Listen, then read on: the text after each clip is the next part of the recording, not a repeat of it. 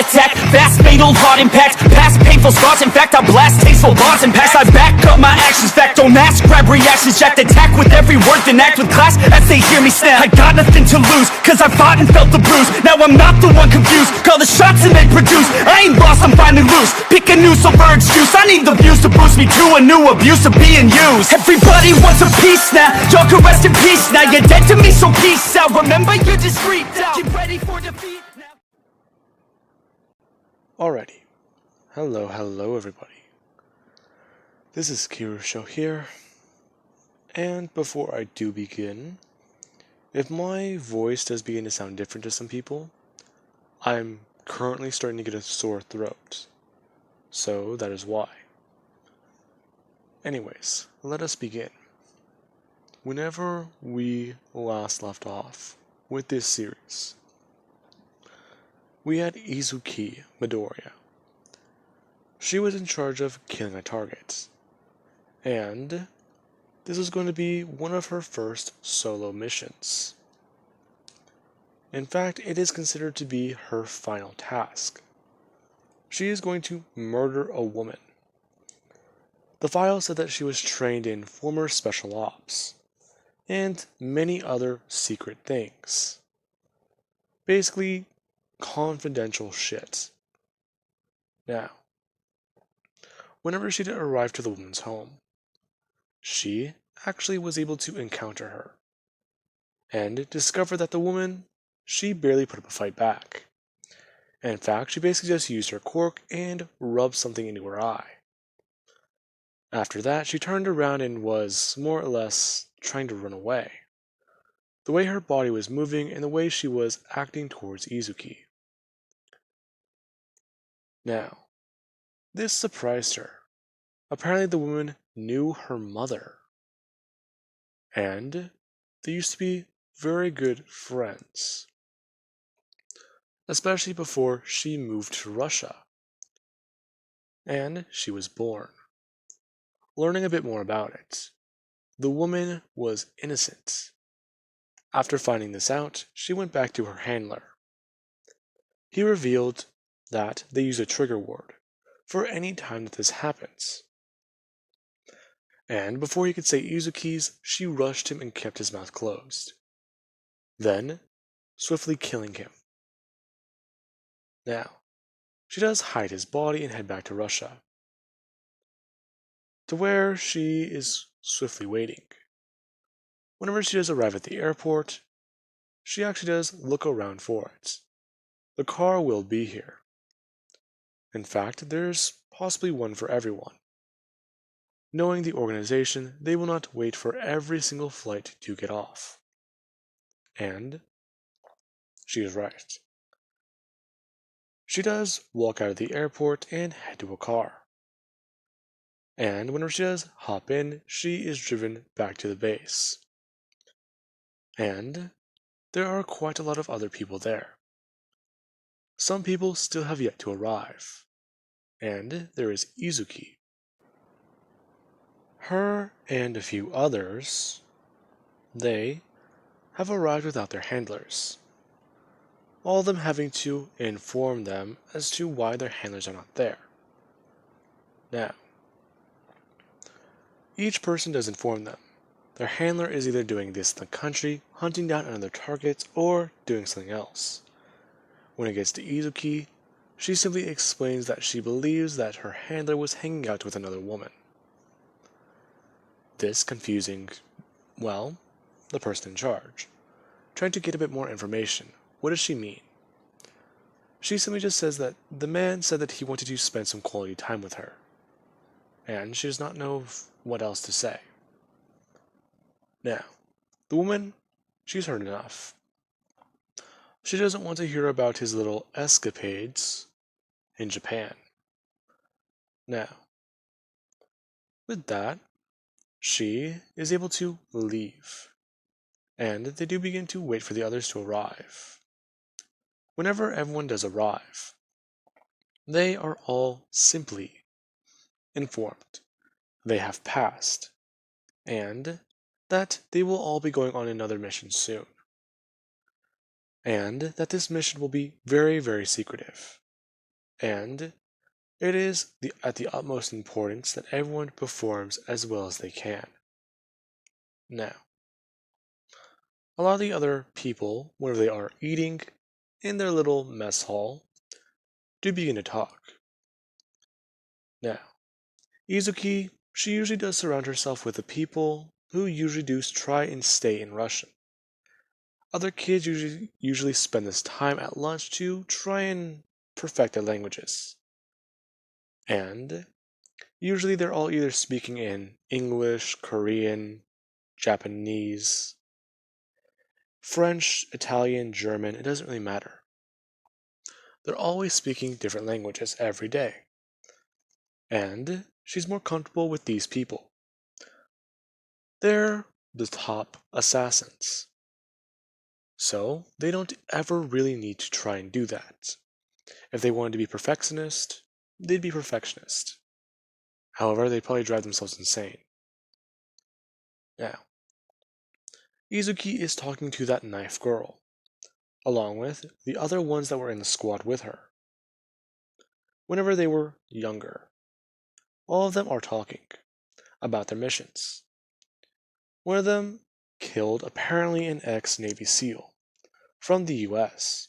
One of them, well, they went to France and simply took out an informant.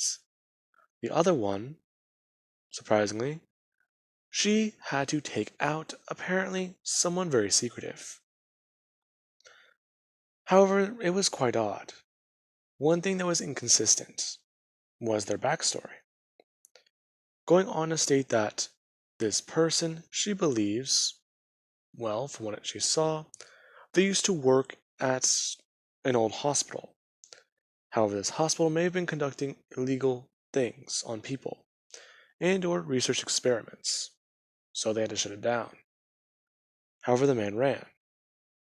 And, well, he took a lot of research. Learning that this is the Chinese branch of the KGB, who are currently doing their own Black Widow projects. Now, this actually is a bit more surprising, especially since she brought up the inconsistencies. Whenever they ask Izuki, she simply begins to talk about the woman. She had to take out a woman who was part of quite a lot of military teams. She was part of the Green Berets, the Navy SEALs, and some, well, at least 5 other secret units that she can't even really pronounce. They're either in Germany, Russia, something else. Even the Russian Special Forces. So that must be how the woman was connected to the KGB. Now, they're all a bit more impressed. Apparently, Izuki got lucky with her pick. She was given the most dangerous target. Now, you do have later on into the day. Certain people have checked in. However, Izuki's handler is not back. And they've desperately been trying to get into contact with him. Apparently, the man may be a bit too deep in his fun. And they do need to send someone to go and get him. Now, whenever it is lights out, Izuki does one thing. She does what she does best. She works in espionage. She begins by unlocking her door and simply just walking out, using her stealth training and making her way throughout the facility. Anytime she needs to, she simply avoids the camera and stays out of sight. Now, after getting to the main office, she does actually do something simple. She's able to walk straight through the door and make sure that no one is in the room, beginning by getting onto the computer and going over it. They don't password protect these computers. That's very stupid. Especially considering that the password might just be password, knowing these people. Now, Izuki does begin to look at everything. The public files that are allowed for anyone to see. except for them. Looking into it and seeing it, quite a lot of the missions, they were simply taken to different targets. And she does actually begin to think. The only way that she might actually get any answers are to simply head to the woman in charge's office. Break into that office and get onto that computer. However, she is a very difficult woman, so she will not be able to confront her about it. Now, Izuki, she begins to make her way around, having to dodge more cameras and actually hide in the darkness. Anytime a camera does move, she bolts down the hallway, and is able to get around the corners. Whenever she does come to that office, she does actually listen, making sure that the woman is not inside. And this is quite the hard part. Whenever she does get into the room, she walks over and begins to look at the computer as she begins to hack into it. Now, it was very difficult and tedious to do, but it took her roughly about 2 to 3 minutes. That thing was password protected to high hell. Now, Izuki is able to then look at the files and see exactly what it is. Most of their targets are labeled as deceased, and that's a good thing. However, it does get to Mitsuki Bakugo. Whenever it does show her file, it says deceased. Along with that, it actually does show exactly who the woman is. Nothing more than a common housewife in Japan. She has been looking into the past of an old friend in Midoriya. And it is believed that because of her, something might eventually arise, a situation they do not want. If they find out that Izuki's parents are located at this address, then they will simply try and find them. Now, that is very difficult. Izuki has the exact location of where her parents are located. They're alive. That means that she can go and find them. The KGB lied to her. All of her life, all of her training. Now, with that being said, she does actually try to look at everyone else's files. It seems like a lot of the people here, whoever they had to go after, they were all simply connected to themselves. Every single person that everyone killed. It's just a bit dark. Her friend with the knife quirk had to kill someone connected to her mother.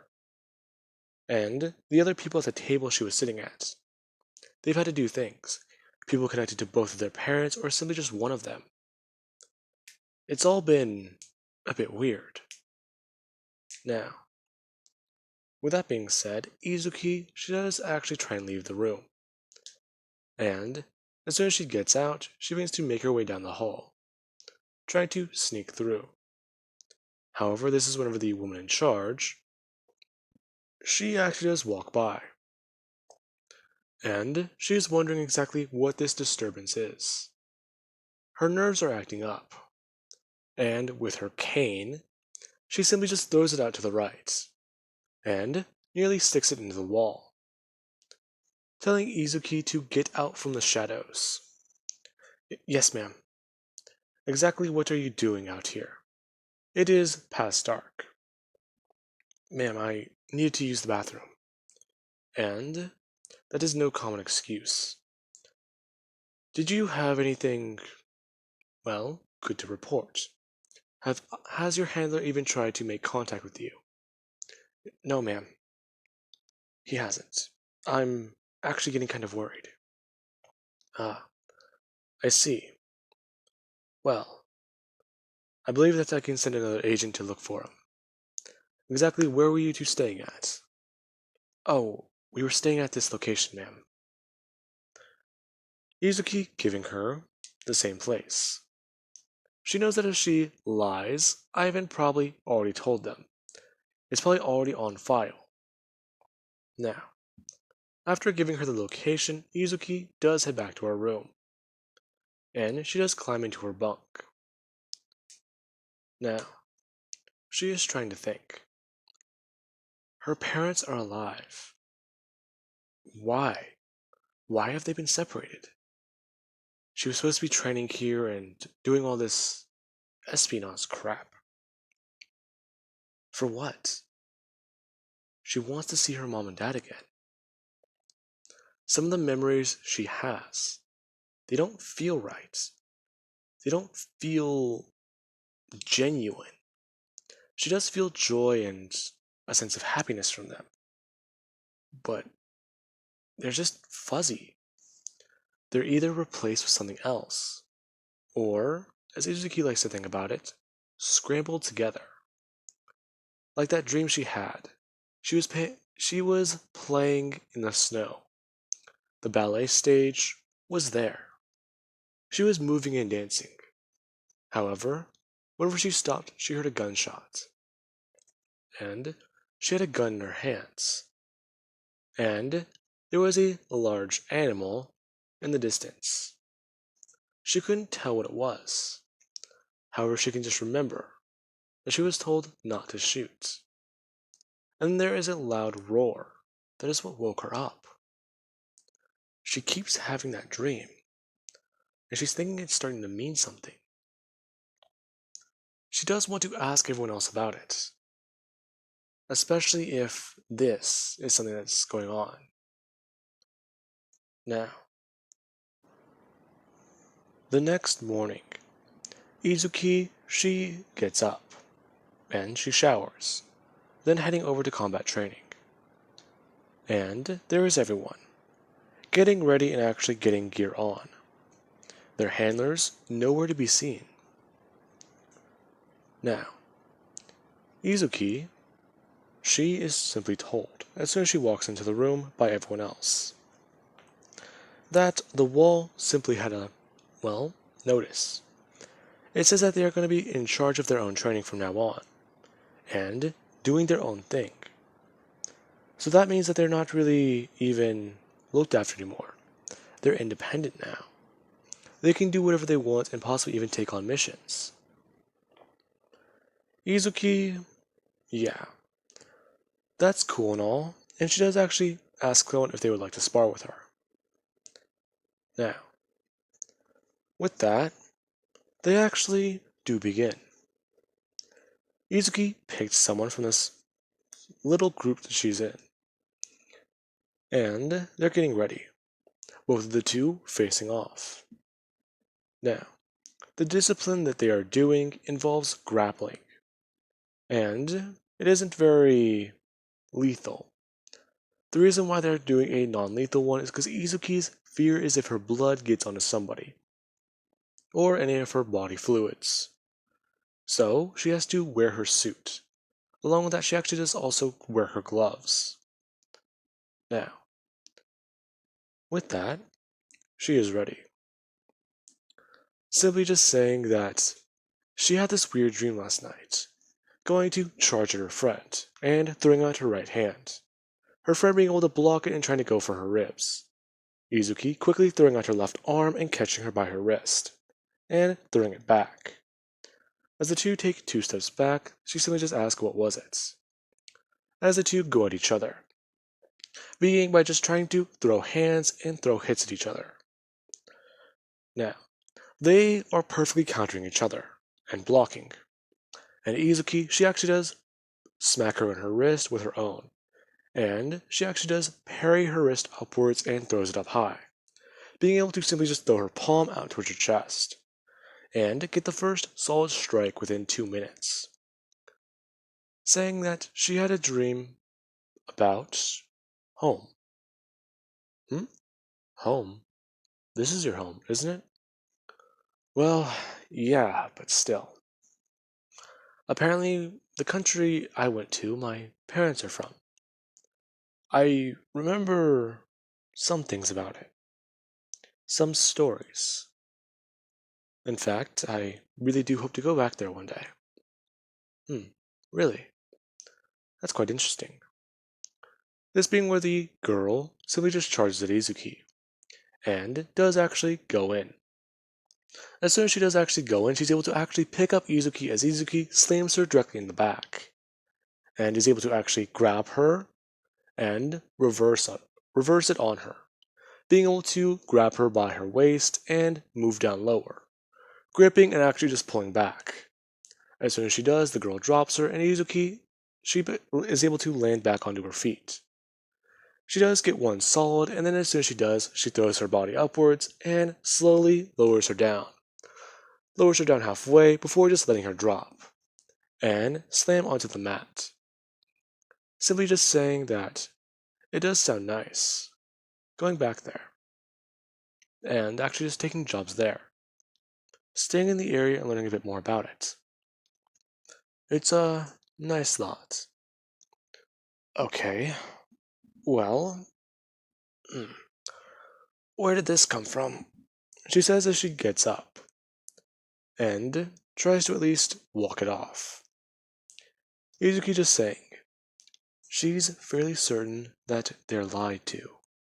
What? What are you talking about? Shh. Listen to me. I'm not too sure what's going on, but I know one thing for sure. My parents are alive. What? That's not possible. Yes, it is. My parents, I know where they are. And, well, I really want to go see them. Really? But why? You know they won't let you leave. Well, yeah, but they won't have to know. What are you talking about? Listen, they're. Can you keep a secret? Always. You know me. They tried to make me kill someone innocent. Oh my god. No, they wouldn't do that. No, they did. Ivan told me. And then I had to. Izuki, you did not. Yes, I did. I had to kill him. We were in a fight. He would have reset me. Apparently, we have trigger words. If we don't want to do things, they say them. Say those words, and then they reset us. We're nothing more than soldiers. We're nothing more than playthings and toys. They're going to mess with us again. I know it. And once they find Ivan's body, I'm screwed. What are you going to do? I need to get out of here. If we can sneak into the, woman in charge, if we can sneak into her office, then we can take what we need, the information. I can take it and run. After I find my parents, I can just figure it out then. Izuki, you know you will not get far. I know, but I have to try something. Shit. Thanks for listening at least. Yeah, no problem. Now, after Izuki does walk away, the girl is left there thinking. The sudden look of horror going onto her face. What if her target was innocent too? Now, with that being said, I do hope you guys enjoyed. And have an amazing night. I'll catch you guys in the next part.